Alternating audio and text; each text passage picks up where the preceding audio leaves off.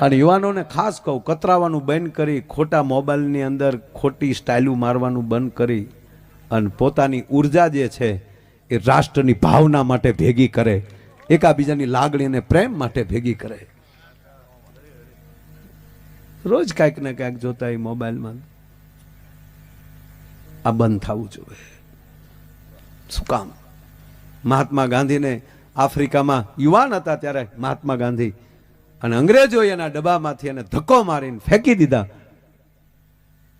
કે ઇન્ડિયન, અમારા વીઆઈપી ડબ્બામાં તું આવ્યો. એ ધક્કો માર્યો ત્યારે મહાત્મા ગાંધીને ક્રોધ ચડ્યો જ થો સાહેબ, પણ એ ક્રોધને રોપી દીધો.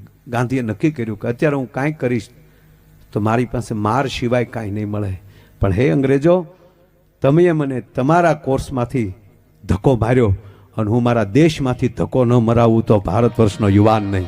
તેથી